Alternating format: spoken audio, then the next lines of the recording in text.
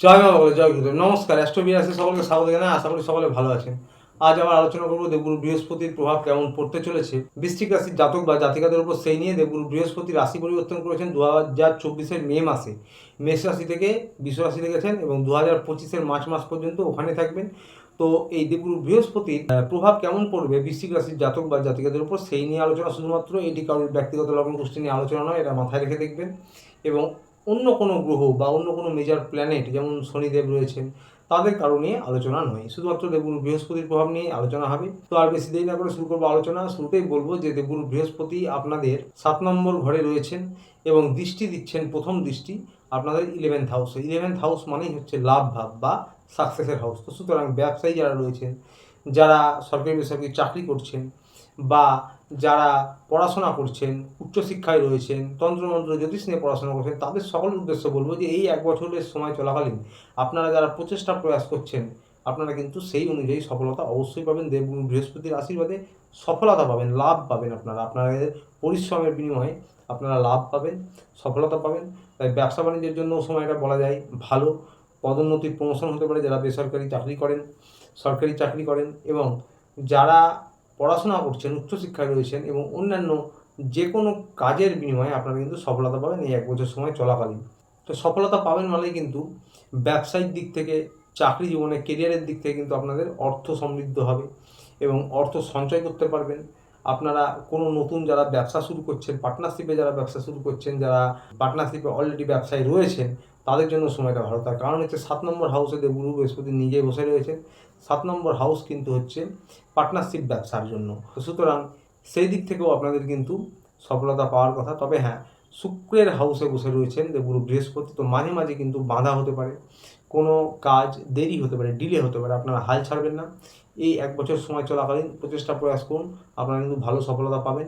পুরনো সময় ধরে যা কিছু চেষ্টা করছেন, ব্যবসায়ী রিলেটেড হোক বা পড়াশোনা রিলেটেড হোক, উচ্চশিক্ষার জন্য দূরস্থান যাওয়া হোক, বিদেশ যাওয়া হোক, বা প্রমোশন পদোন্নতির জন্য চেষ্টা করে থাকুন না কেন, আপনাদের কিন্তু পুরনো সময়ের যেগুলো সফলতা পাননি, সেই কাজে কিন্তু আপনারা সফলতা পেতে পারেন এই সময় চলাকালীন। তবে বিশেষ করে 9 অক্টোবর থেকে 3 ফেব্রুয়ারি এই সময়টা কিন্তু আরও বেশি ভালো। এই সময় দেবগুরু বৃহস্পতি বক্রী হবেন এবং বক্রী হলে তার প্রভাব বেড়ে যায়। দ্বিতীয় দৃষ্টি আপনাদের 1 নম্বর হাউসে। তো সুতরাং এক্ষেত্রে বলবো এই পুরো সময় চলাকালীন আপনাদের ইমিউনিটি সিস্টেম ভালো হবে এবং টুকটাক শারীরিক সমস্যা হতে পারে, বড় কোনো শারীরিক সমস্যা হবে না। যারা পুরনো সময় ধরে কোনো পুরনো ক্রনিক রোগে ভোগেন, তাদের বিষয়টা আলাদা। বা যাদের ব্যক্তিগত লগ্নকুষ্ঠিতে দেবগুরু বৃহস্পতির স্থিতি খারাপ এবং এই 7 নম্বর, 11th হাউস, 1 নম্বর হাউস, 3 নম্বর হাউস, এই রিলেটেড গ্রহের স্থিতি খারাপ, তাদের ক্ষেত্রে বারবার বলছি কিছু বৈষম্য হতে পারে। এটি আপনাদের জীবনে কিন্তু 100% মিলবে এমন ভাববেন না, এটি 40 থেকে 50 ভাগ ফলিত হবে। এরপরে দৃষ্টি রয়েছে আপনাদের 3 নম্বর হাউসে। 3 নম্বর হাউস মানেই হচ্ছে পরাক্রম ভাব। তো সুতরাং আপনাদের কিন্তু পরাক্রমভাবে দৃষ্টি মানেই কর্ম ব্যস্ততা বেড়ে যাবে। আপনারা পরিশ্রম প্রয়াস করবেন, আপনাদের কর্মব্যস্ততা বেড়ে যাবে। বাড়ির থেকে দূরস্থানে কোথাও গিয়ে কাজ করতে পারেন যারা নতুন কিছু করছেন, বা কোনো জব করছেন, সাইডে কোনো একটা নতুন কাজ শুরু করেছেন, তার জন্য একটু ছোটাছুটি করতে হচ্ছে। অনেকের ক্ষেত্রে দূরস্থান থেকে লাভ হতে পারে, যে কোনো কারণে হোক। আপনাদের কর্ম যেখানে রয়েছেন তার থেকে একটু দূরস্থানে হতে পারে। এবং যারা সরকারি বেসরকারি চাকরি করছেন বা ব্যবসায়ী রয়েছেন, তাদের জন্য বলবো যে আপনাদের কর্মব্যস্ততা বেড়ে যাবে, দূরস্থান থেকে কোনো লাভ হতে পারে, কর্মজীবনে ট্রাভেলিং বেড়ে যেতে পারে, আপনাদের কর্মব্যস্ততা, অস্থিরতা একটু বৃদ্ধি পেতে পারে এই সময় চলাকালীন। তবে হ্যাঁ, আপনারা কিন্তু আবারও বলছি সাকসেস পাবেন, লাভ পাবেন, কারণ লাভ ভাবে দৃষ্টি রেখে দেখুন বৃহস্পতি। এবার বলবো হাজব্যান্ড ওয়াইফ নিয়ে। হাজব্যান্ড ওয়াইফের মধ্যেও কিন্তু সম্পর্ক উন্নত হবে, বোঝাপড়া উন্নত হবে এই সময় চলাকালীন, বিশেষ করে 9 অক্টোবর থেকে 3 ফেব্রুয়ারি পর্যন্ত। এবং একটা ব্যালেন্স থাকবে, যারা পার্টনারশিপ ব্যবসা করছেন তাদের ক্ষেত্রেও একটা ব্যালেন্স থাকবে। অর্থাৎ কোনো কারণে শুক্রের ঘরে গুরু বৃহস্পতি রয়েছে, কোনো কারণে মনোমালিন্য হলে বা একটু মতান্তর হলে, কলহ হলে, একটু আর্গুমেন্ট হলে, আপনারা কিন্তু আবার সেটাকে মেরামত করে নিতে পারবেন বা নিজেরা এগিয়ে গিয়ে সেটাকে ঠিক করে নিতে পারবেন। একটা ব্যালেন্স থাকবে দেবগুরু বৃহস্পতির আশীর্বাদে।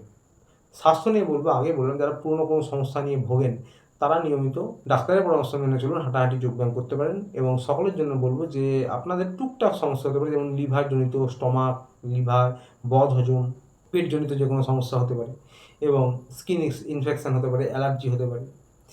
কোমরের নিচের অংশে চোট আঘাত লাগতে পারে, একটু সাবধানে গাড়ি ঘোড়া চালাবেন, ট্রাভেলিং করবেন।